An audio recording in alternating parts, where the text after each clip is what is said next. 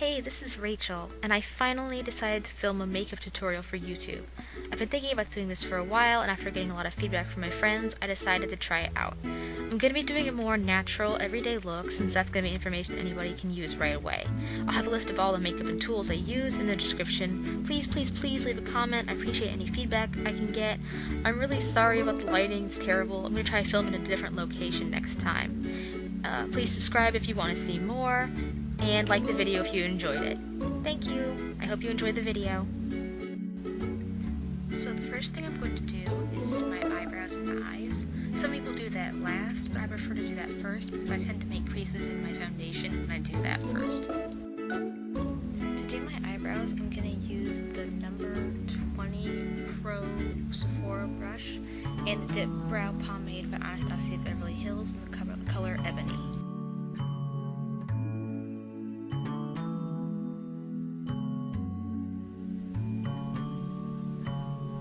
Always brush your eyebrows up first. Can't have them. That's really important. So then you can see how much you're working with. And if you need to trim them a little, you can trim them a little. Got my little scissors. Go snip, snip. I'm not actually cutting anything off, I'm just demonstrating. Okay, so I usually do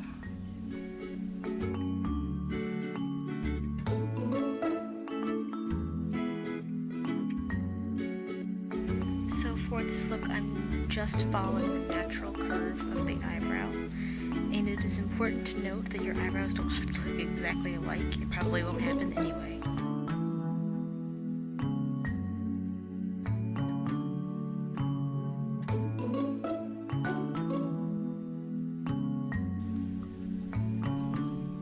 towards the front. I don't like to do the whole boxy thing. I just do a little bit of this. Hair-like strokes, but I don't want to thicken that up too much even, because, and even then I only do it when there's only like a little bit of product left on the brush. Here I used Kat Von D's Lock-It Concealer in the shade 29 Medium, and the brush is from BH Cosmetics. It's part of their Face Essential 5-piece set. It's number 112 concealer brush. I don't usually do, I just do little strokes, soft little strokes, because you don't want to do that and get messy.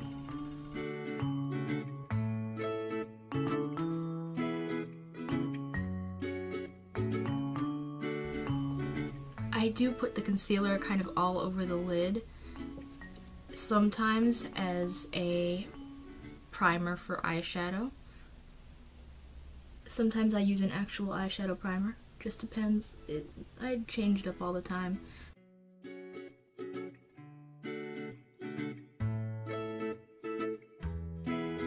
I think I just realized why the real reason I'm making this video is because I like to hear myself talk, and anybody who's friends with me would know the truth of that statement.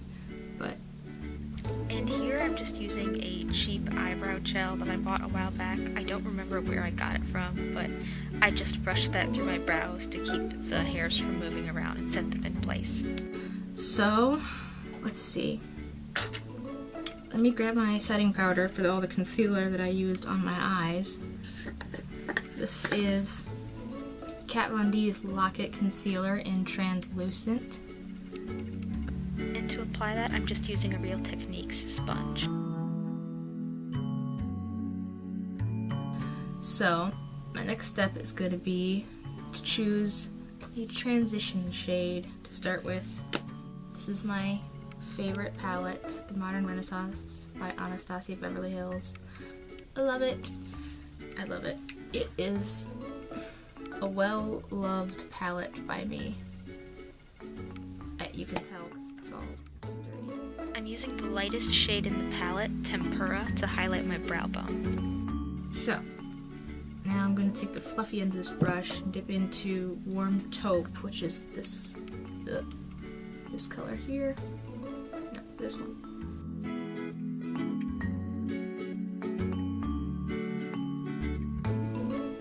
So now I'm dipping into Raw Sienna, which is a much warmer brown color. This is hard to get used to the orientation of the camera. This one right here, right below Tempura.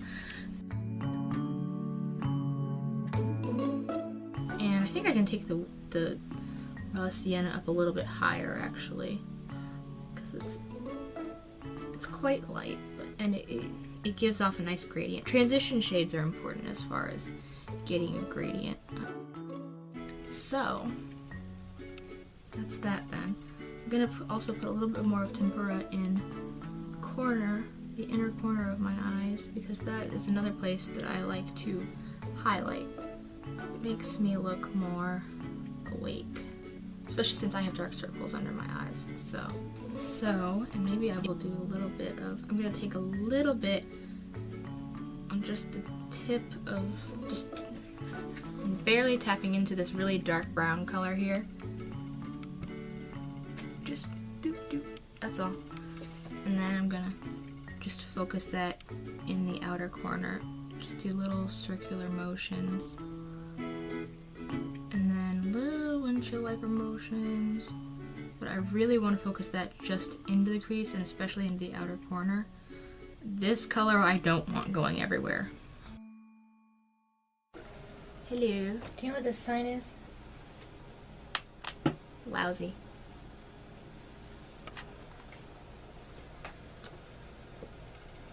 What's up? Are you videoing? Mm-hmm. Sorry. It's all good.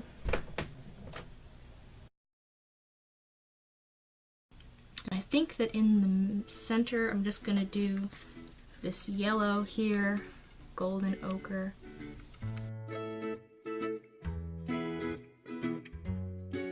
Let's see. Okay. Now I'm just gonna take this and kind of just soften up all these lines and kind of hold the tip of the brush and just wave it back and forth very lightly. So, with shimmery shades, I usually use my finger. I'm just gonna put a little bit of this color, Primavera shimmery shade, right here in the center of my lids. Just lightly dab it on. Here I'm just using the Sephora Collection Waterproof Matte Gel Eyeliner. Yeah, that's how I tight line. You just want to get the lash line and the water line. I don't do the lower usually, I just do the upper lash line. It just defines the eye in a very subtle way. So after my eye area is done, besides mascara, let's move on to foundation and concealer. Yeah, color correcting. So this is the primer that I have been using. I absolutely adore it. It is super mattifying. It's by Becca Cosmetics, the Ever Matte Poreless Priming Perfector.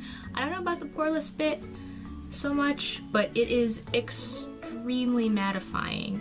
Now, technically, you don't really need primer all over your face, just especially in the areas that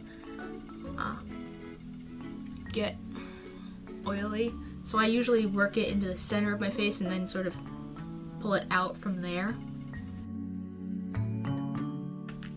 So, and you just wait for that to dry a little bit. In the meantime, this is my beauty blender. It's well loved.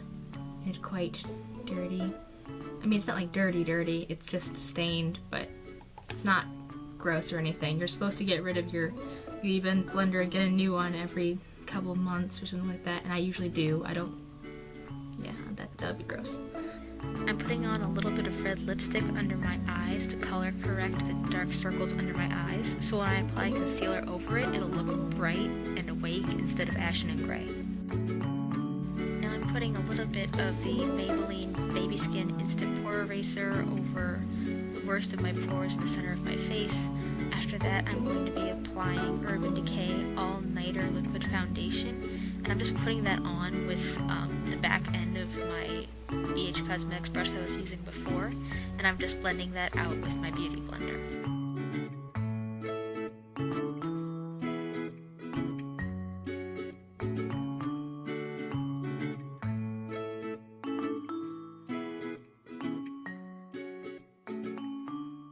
Now now I'm going back in with the same concealer that I used before. I'm putting it in the center of my forehead, along my nose, right under my eyes, and on my cupid's bow, and a little bit on my chin. So that's that all done. And now I will do a little bit of contouring. It is the Smashbox Step-by-Step Contour Stick. There's that. And I usually start right here, like the top of my ear, and I just drag it down, not much further past my eye, like just about where my eye starts is where I stop.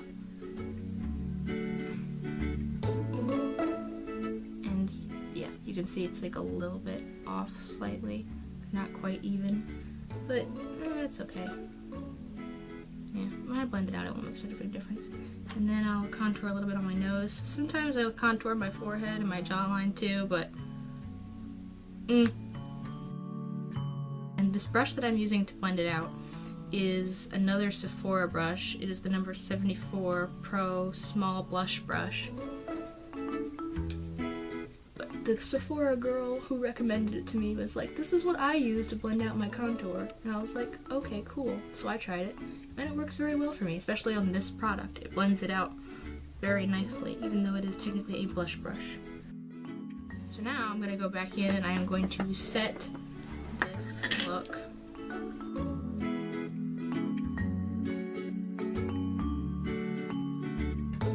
The brush that I'm using to wipe off the powder when I'm done is by Real Techniques. It's their buffing brush. It's part of their 4-piece core collection. Okay, put some on my nose. You especially want to concentrate on the places that, if you are an oily person like me, that you get shiny. Because this is like your anti-shiny tool, besides your primer. And I also have a very matte foundation and a very matte primer. And even then I tend to look oily, so on top of that, setting powder.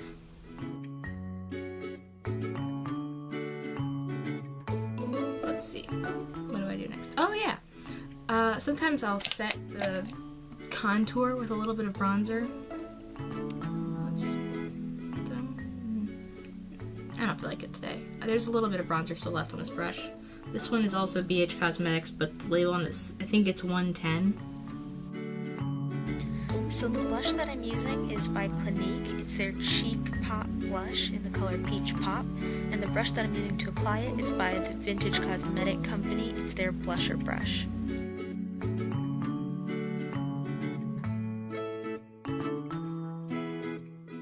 Okay, so next step would usually be highlighting. Let's see, a subtle highlight. Okay, I will use this. It says Trèstique. I think that this was also a sampler. It's like a mini highlight stick. This is what it looks like. And it's not very blinding once you blend it out, but it does provide a natural kind of champagne-y color. You want to apply a highlighter at the high points of your face. I usually apply it to the tip and bridge of my nose, my cupid's bow, the high points of my cheeks, and my brow bone. Okay, so we've got all that. So now let's set the face, and then after that I will do lips and mascara.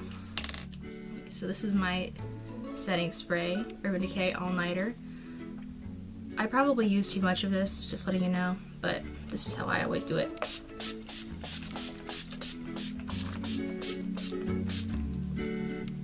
Yeah, I almost certainly use too much of this product, but I like it. It works quite well. Wipe that off my lips. And it gives more of a dewy finish. Sometimes I will try to pat that in with my same sponge that still has a little bit of the setting powder on it, to sort of counteract that in certain areas, especially right in the center of my face where I get the most oiliness. I'll just pat it in with that. Then I'm going to curl my lashes. This is a super old lash curler, but it's good as long as the rubber's in it, basically. If the rubber comes out of it, don't use it, because then you'll basically be cutting off your eyelashes. Like, they're just scissors. Okay. You don't want it to pinch your skin. If it's pinching you, adjust it until it is not pinching you, because it shouldn't be. And your eyes, the skin around your eyes is very delicate, so you have to be careful with it. This is my go-to natural lashes. It Cosmetics Hello Lashes. Again, pretty sure this was an Ipsy sampler, but I get a lot of lash separation with this one, which I like. It doesn't make them look especially bold or anything, but it is nice. I like this a lot just for the lash separation that it gives me.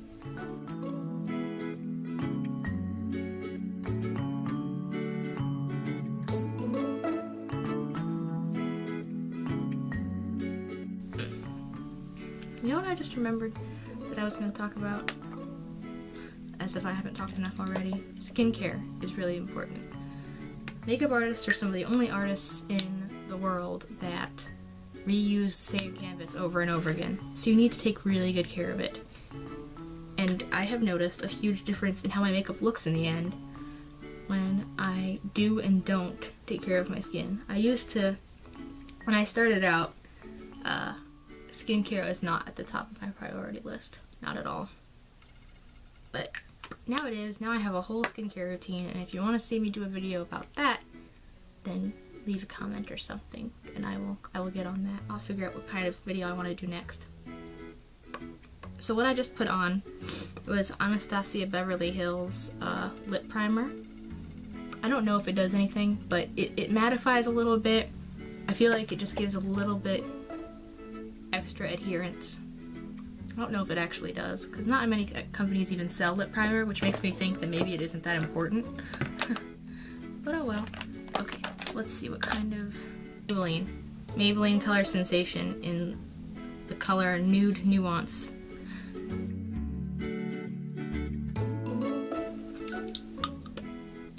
I think I'm going to do a little bit more highlighting on